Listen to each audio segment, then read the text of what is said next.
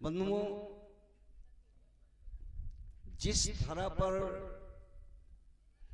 जीवन पर्यंत दूसरों की वेदना से वेदित भावनाओं का प्रचार प्रसार, अपने जीवन की एक एक श्वास समाज के लिए उत्सर्ग कर देने वाले ऐसे महामनीषी सदगुरुदेव आचार्य धर्म स्वरूप साहेब का चरण यहाँ पड़ा है और उन्हीं के नाम पर स्थापित ये सदगुरु कबीर आचार्य धर्म स्वरूप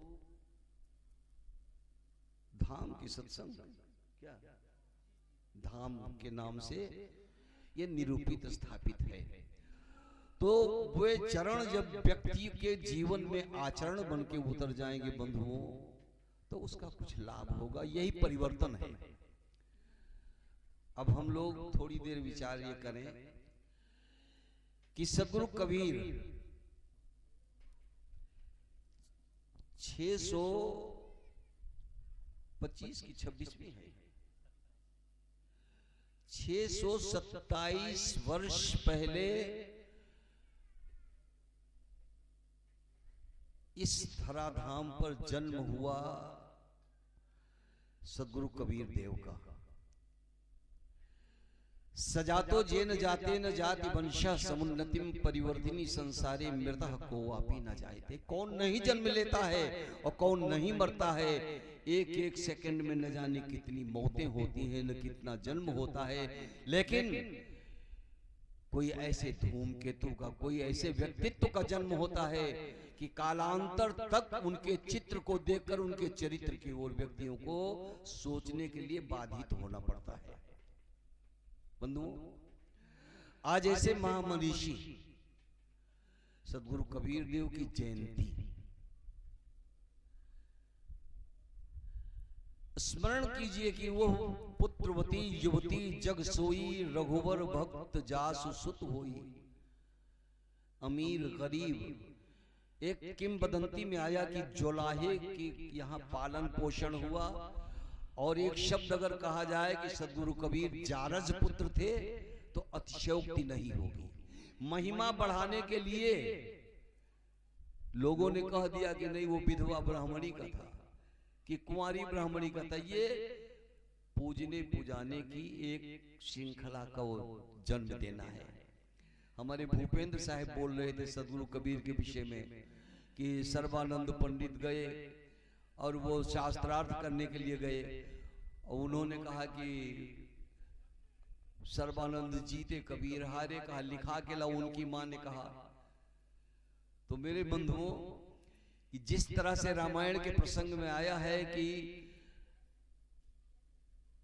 राम और लक्ष्मण और मां सीता जगत जननी जानकी वन प्रदेश में एकांत में लक्ष्मण को राम ने कहा कि जाइए समिधा और फल फूल कंद मूल लेकर के आइए, भोजन ग्रहण किया जाएगा।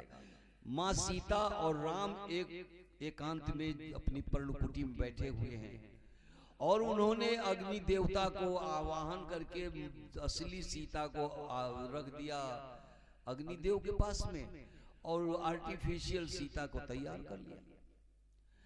अब कहते हैं कि लक्ष्मण हूं यह मरम न जाना। इस रहस्य को, इस भेद को लक्ष्मण तक को भी पता नहीं चला, जो लक्ष्मण राम की प्रतिछाया की तरह चलते थे एक एक पल उनके साथ,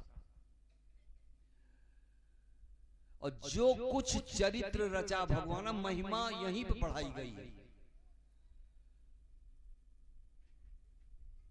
तो तुलसीदास अथवा वाल्मीकि तो उनको कैसे पता चला कि यह गुप्त भेद, हम पति पत्नी, हम माँ बेटा, हम भाई भाई बहन, अपने पड़ोस के पड़ोसी एकांत में बैठे हैं, क्या बातें हो रही है, कौन से ऐसा सेंसिटिव वहां पर यंत्र लगा था कि उनको सारी बातें पता चली।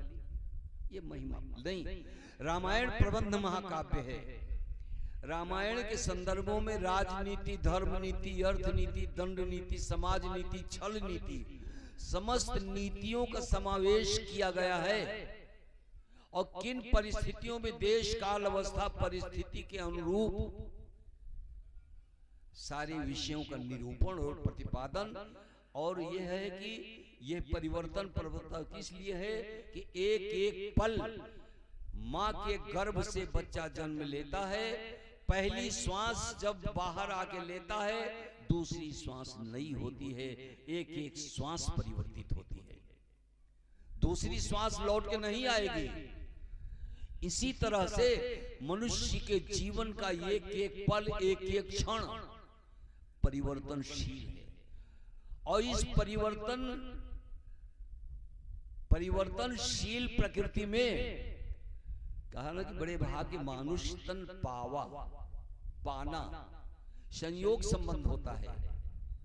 और अनुभव, अभी हमारे स्वामी जी बड़ी विशद और गंभीर बातें बता रहे थे, साधना और बुद्धत्व के विषय में सारी बातें जो बताई उन्होंने, तो सहज नहीं है शब्दों में बता देना, और शब्द को तत्व बताने की क्षमता किसी में है नहीं, वो अनुभूत विषय है। अनुभव गम में भजै जय संता, अनुभव की बातें कोई अपने शब्दों में बांध करके उसे तत्व नहीं बता सकता है, तत्सम बताएगा कि तद्भव बताएगा।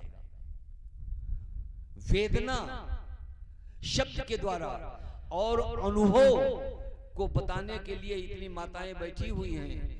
ये बताएं कि संतान जन्म देने की पीड़ा कैसी होती है, इनके पास कोई शब्द ही नहीं रहेगा। कबीर ने कहा कि कहाँ ही कबीर गूंगे गुड़ खाया और पूछे सो का कहिया।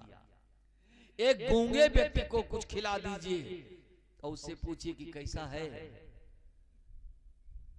तो उसके भाव अभिव्यक्ति से तो पता चलेगा कि अच्छा था, और खराब है तो मुंह बिचक जाता है।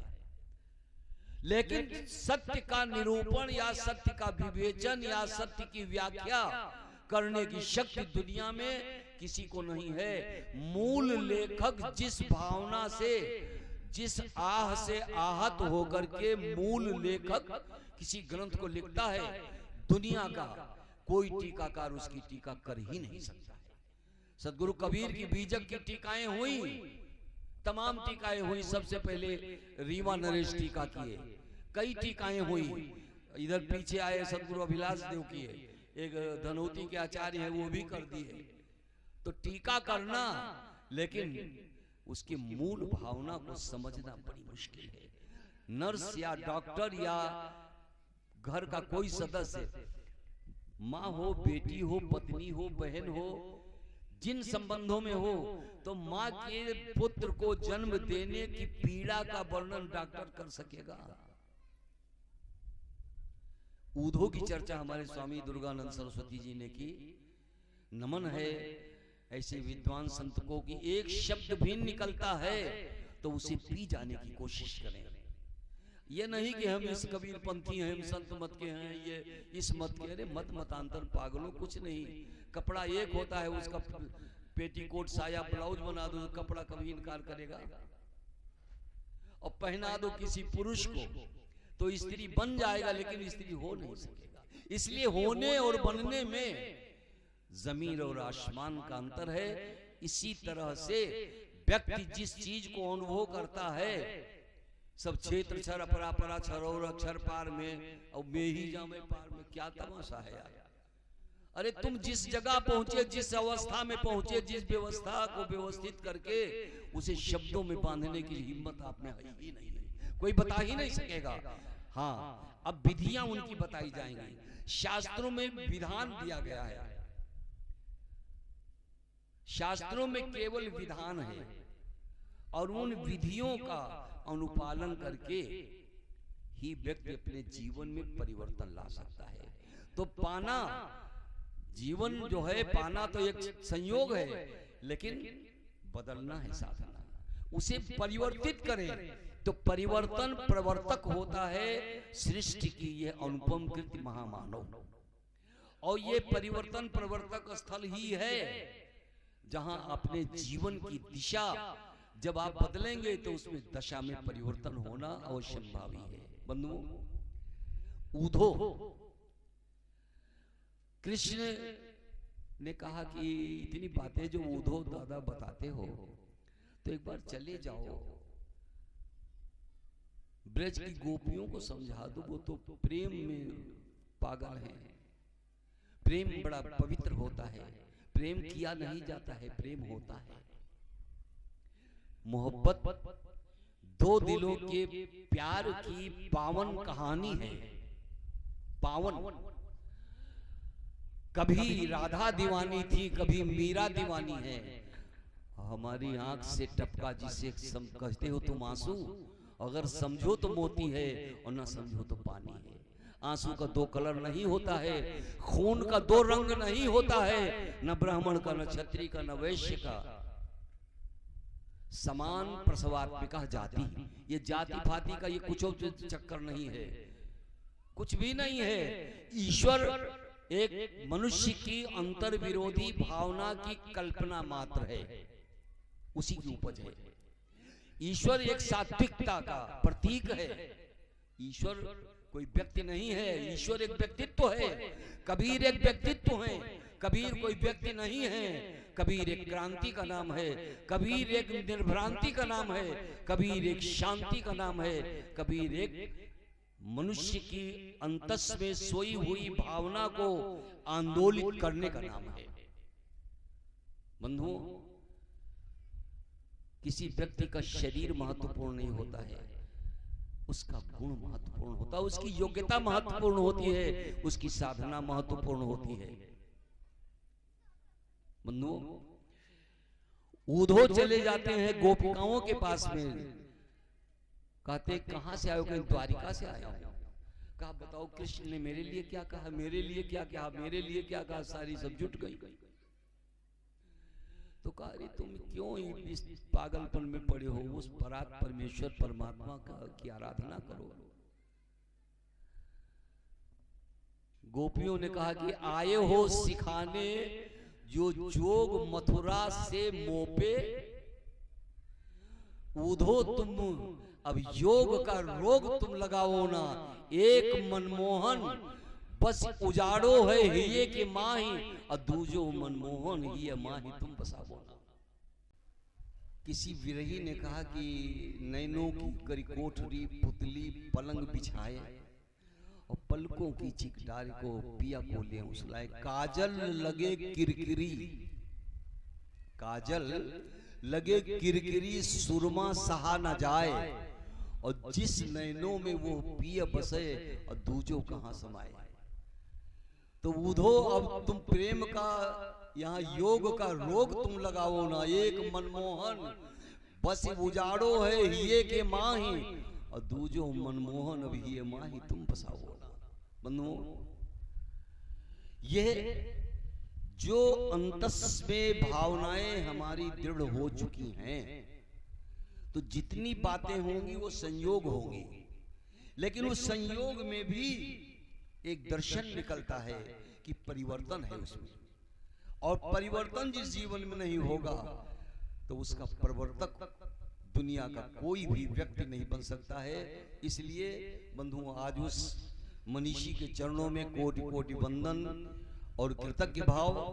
एक शब्द में ये कहा जाए कि मानो हृदय सम्राट सद्गुरु कबीर के चरणों में कोटि कोटि वंदन। उनके भावों के अनुगमन के लिए हम लोग एक पल अपना जीवन सुधारने के लिए जीवन में परिवर्तन लाएं।